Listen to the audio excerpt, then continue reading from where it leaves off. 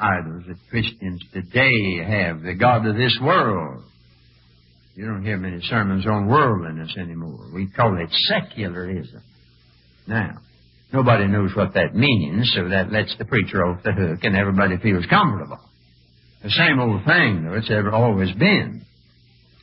Jesus said before he comes back, it'll be like it was in the days of Noah and Lot. Have you noticed what he said then? He didn't say they were gambling and getting drunk and living in adultery. He said they were just eating and drinking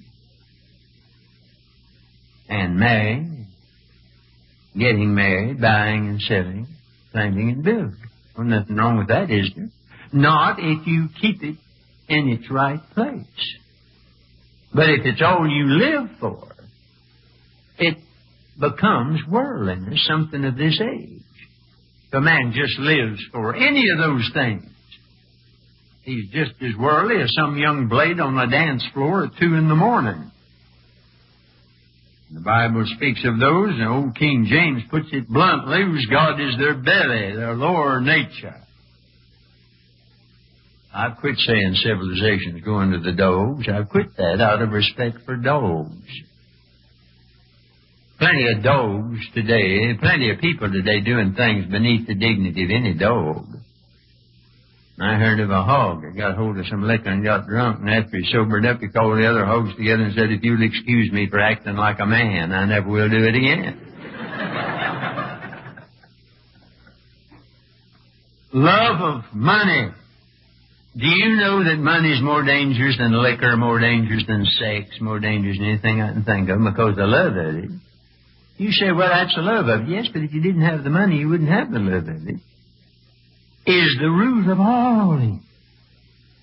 And then lovers of their own self.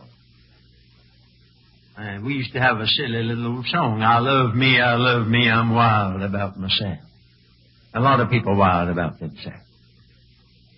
And then it says they feared the Lord and served their own God. Go to church on Sunday and sing, My Jesus, I love thee, but they don't. No other gods before me, the dearest idol I've known, whate'er that idol be, help me to tear it from its throne and worship only thee. Now, where are you tonight? Are you saying, Lord, I'll follow you, but are you saying, suffer me first? Or are you listening to him when he says, seek me first? If you've got a problem, it's because your priorities are out of order. And he's not first and last. Therefore, other things are all out of line. He must be first because he never comes next. But look at what you get. No man or woman would think in terms of sacrifice to get the one they love. No little country girl would hold on to her trinkets if she could marry a prince.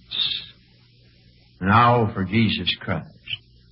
I get sometimes sort of embarrassed begging people to come down and take Jesus, like I had him standing there with his hat in his hand, begging to be accepted. I don't find anywhere in the Bible where it says to accept Christ. It says believe and trust and follow and a whole lot of other words. Big question is, will he accept you? Said he would. Him that cometh to me, I'll no wise cast out. I get awfully tired of begging a lot of stubborn people come down and say I'm ashamed of myself while they ought to run down the aisle to let Jesus be everything. No mortal can with him compare among the sons of men. Fairer is he than all the fair who fill the heavenly trunk. To him I owe my life and breath and all the joys I have. It makes me triumph over death and saves me from the grave. That's worth coming down the aisle for. That's worth giving everything you have for. He deserves to be the first and the last. Don't you say, I have to bury my father first. Say instead, I will not wait till I've said goodbye. I won't wait till I've built bigger barns. I won't wait for a more opportune time. I won't wait till I feel like it. He's worth it now. But it costs.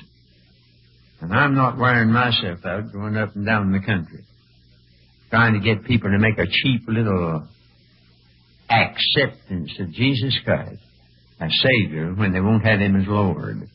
You can't get to heaven by taking Christ as Savior if willfully you refuse to have Him as Lord. Because it says, if thou shalt confess with thy mouth Jesus as Lord, you'll be saved. Now let me ask you tonight as I look, is Jesus first and last? And have you got the other things in line? If you haven't, you're going to have trouble because the thing's out of line.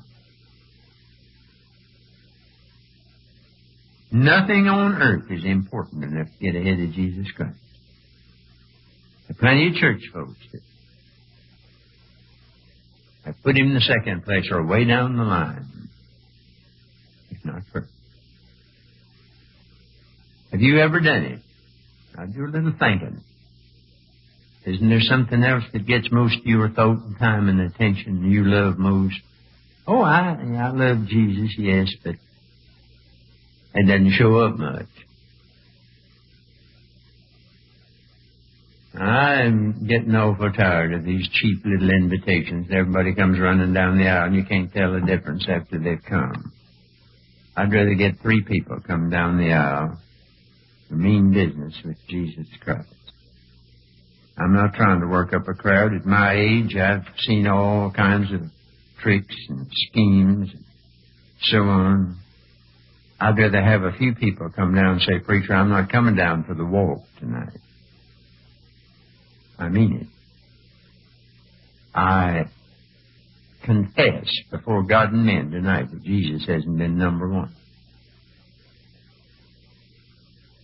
But from here on, I'm not going to say, Lord, suffer me first. Let me first. And then you will be next. Because that won't work. Would you walk down this aisle tonight with everybody looking at you and say, yes, I want Him to be first and last? I don't believe in these sneaking confessions that Christ said, whoso shall confess me before man. That's public, public, public.